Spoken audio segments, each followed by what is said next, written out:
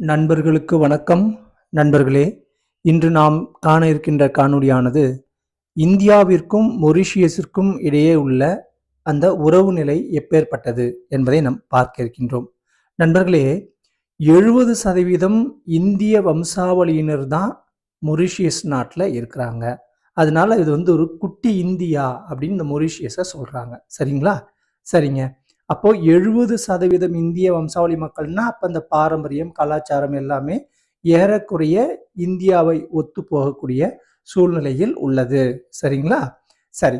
இப்ப பாருங்க, அடுத்து ஏன் மொரீஷியஸுக்கு இவ்வளோ இம்பார்ட்டன்ஸ் இந்தியா கொடுக்கணும் அப்படின்னா, சிஇசிபிஏ பாத்தீங்களா? CECPA comprehensive economic cooperation and partnership agreement. சரிங்களா? ரைட். அப்படின்னா என்னங்க அப்படின்னா, விரிவான பொருளாதார ஒத்துழைப்பு மற்றும் கூட்டாண்மை ஒப்பந்தத்தில் இந்தியாவும் மொரீஷியஸும் ஒரு ஒப்பந்தம் போட்டிருக்காங்க. சரிங்களா? சரி. இந்த சிஇசிபிஏ இந்த ஒத்துழைப்பு ஒப்பந்தம் போடப்பட்டதுனால என்ன நடக்கும் அப்படின்னா, கடல்சார் பாதுகாப்பு, பாதுகாப்பு உள்கட்டமைப்பு, சரிங்களா, இந்த மாதிரியான விஷயங்கள் எல்லாம் இந்தியாவும் மொரீஷியஸும் ஒத்து போகும். சரிங்களா? அதனால தான் இந்தியா மொரீஷியஸோட அந்த உறவை என்னன்னு சொல்றாங்கன்னா, ஒரு டீப் ஸ்ட்ராட்டஜிக் கோஆப்ரேஷன், 2 நாடுகளுக்கு இடையில அந்த டீப் ஸ்ட்ராட்டஜிக் கோஆப்ரேஷன் இருக்கு அப்படின்னு சொல்றாங்க. சரிங்க. ஒரு எடுத்துக்காட்டா ஏதாவது ஒன்று சொல்லுங்களேன் பார்ப்போம். அப்படின்னா, இந்தியாவின் சாகர். சரிங்களா? சாகர்னா security and growth for all in the region. சரிங்களா? இப்போ இங்க பார்த்தீங்கன்னா சாகர். சரியா? இது எதை குறிக்கும் அப்படின்னா, பிராந்தியத்தில் அனைவருக்கும் பாதுகாப்பு மற்றும் வளர்ச்சியை குறிப்பது. இது இந்தியாவினுடைய ஒரு திட்டம்னு வச்சுக்கோங்களேன். கடல் சம்பந்தமான அந்த அந்த பகுதியில் இருக்கக்கூடிய பிராந்தியத்தினுடைய அனைவரின் பாதுகாப்பு மற்றும் வளர்ச்சியை சொல்லக்கூடியது தான் நம்ம இந்தியாவோட அந்த இந்தியாவின் சாகர் அப்படின்னு சொல்லுவாங்க. அது திட்டம்னே வச்சுக்கோங்களேன். அதுல ஒரு முக்கியமான ஒரு பங்கு வகிக்கக்கூடிய நாடு தான் மொரீஷியஸ். சரிங்களா? ஏன்னா நம்மளுடைய இந்திய பெருங்கடல் அந்த பரப்பளவுல அது இந்த மொரீஷியஸ் தீவு இருக்கிறதுனால, அந்த நாடு இருக்கிறதுனால நமக்கும் அது அந்த பாதுகாப்பு, கடல்சார் பாதுகாப்பாக இருக்கட்டும், கடல் கொள்ளையிலிருந்து பாதுகாப்பாக இருக்கட்டும், அல்லது கடல் அந்த உள்கட்டமைப்புகளில் நம்ம மேம்படுத்துறதா இருக்கட்டும், இந்தியாவும் மொரீஷியஸும் கொஞ்சம் ஒத்துப்போக வேண்டிய கட்டாயம் உள்ளது.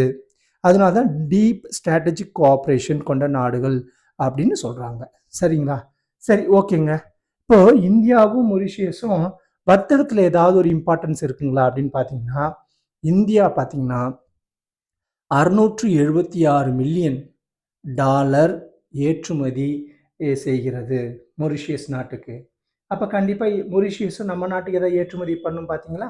அவங்களும் ஏறக்குறைய 210 மில்லியன் டாலர் நம்ம நாட்டுக்கு அவங்க என்ன பண்ணுறாங்க, ஏற்றுமதி பண்ணுகிறாங்க. ஏன்னா இந்த உணவு கலாச்சாரம் எல்லாம் ஏறக்குறைய ஒத்து போகிறதுனால நம்ம உணவுப் பொருட்களாக இருக்கட்டும், இல்லை கலாச்சார பொருட்களாக இருக்கட்டும், எல்லாமே ஏற்றுமதி இறக்குமதியில் 2 நாடுகளுக்கும் ஒத்து போகின்றன.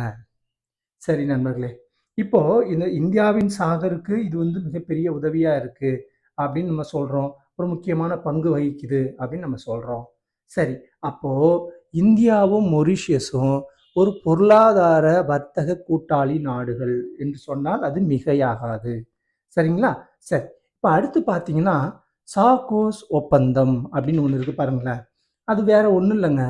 மார்ச் மாதம், அதாவது ரொம்ப ரீசெண்டாக மார்ச் 2025 நம்முடைய பிரதமர் மோடிஜி அவர்கள் எங்கே போனாங்கன்னா, அந்த மொரீஷியஸ் நாட்டுடைய 57வது சுதந்திர தின விழாவிற்கு அங்கே பங்கேற்க சென்றார்.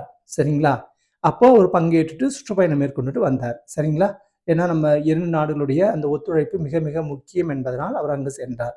அதே மாதிரி அவங்க என்ன பண்ணாங்க, அதே 2025 டாக்டர் நவீன் சந்திர ராம் கூலம் அப்படிங்கிற மொரீஷியஸுடைய பிரதமர் செப்டம்பர் 2025 இந்தியாவுக்கு அரசு முறை பயணம் மேற்கொண்டார்.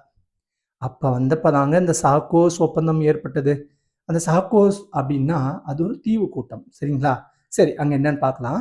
சாகோஸ் தீவுகளில் செயற்கைக்கோள் கண்காணிப்பு மற்றும் தகவல் தொடர்பு நிலையத்தை நிறுவ இரு நாடுகளும், அதாவது இந்தியாவும் மொரீஷியஸும் ஒப்பந்தம் மேற்கொண்டன.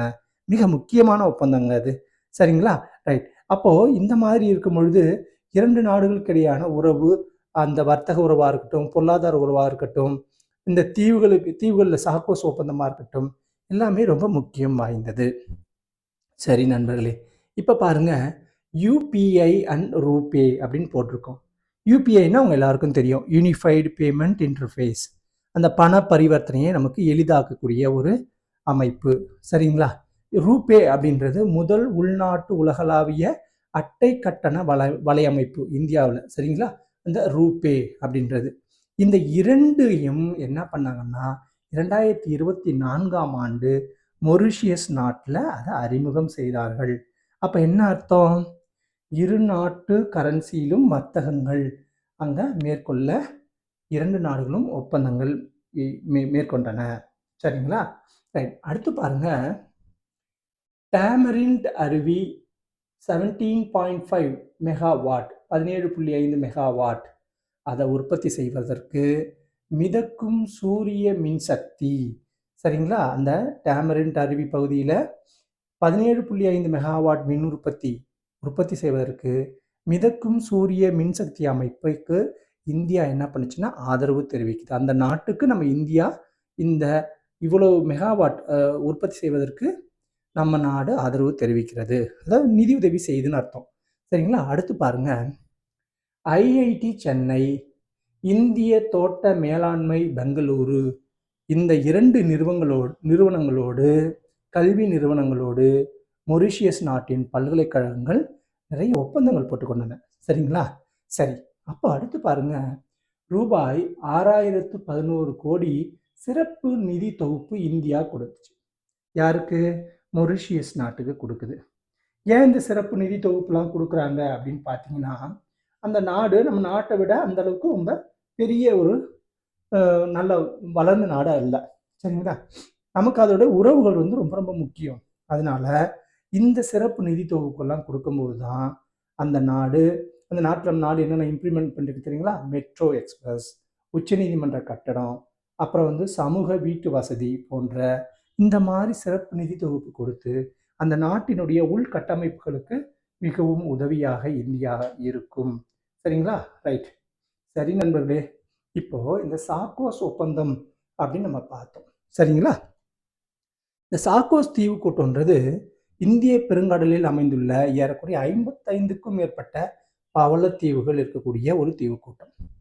இதுல என்ன பண்றாங்கன்னு பாருங்களேன். 2024 அக்டோபர் மாதம் பிரிட்டன் வந்து இந்த தீவுகளை இதனுடைய இறையாண்மையை மொரிஷியஸ்ட ஒப்படைச்சிருச்சு. ஆனா அதுல இருக்கக்கூடிய முக்கியமான தியாகோ கார்சியா அப்படிங்கிற இராணுவ தளம், அது வந்து அமெரிக்காவுக்கும் பிரிட்டனுக்கும் கூட்டு இராணுவ தளம். அந்த இராணுவ தளத்தை மட்டும் ஒரு 99 ஆண்டுகளுக்கு பிரிட்டன் வசம் இருக்கும் அப்படின்னு ஒப்பந்தம் போட்டுட்டு மீதி சாகோஸ் தீவை அப்படியே அதனுடைய மொரிஷியஸோட இறையாண்மைக்கு விட்டுடுச்சு. இப்போ பாருங்க, அமெரிக்கா நம்ம அங்கே போய் சாகோஸ் ஒப்பந்தம் போட்டோன்னே அமெரிக்கா என்ன சொல்லிச்சு? அந்த தீவை நீ என்ன பண்ணக்கூடாது, கொடுக்கக்கூடாது, இந்த ஒப்பந்தத்தை கையாளக்கூடாது என்று சொல்கிறது. இது வேற பிரச்சனைங்க. சரிங்களா? நீங்கள் ஓரளவு இந்த உறவுகளை நன்றாக பார்த்திருப்பீர்கள் நண்பர்களே. காணொலியை கண்டு பயன்பெற உங்களை அன்போடு அழைக்கின்றேன். நன்றி, வணக்கம்.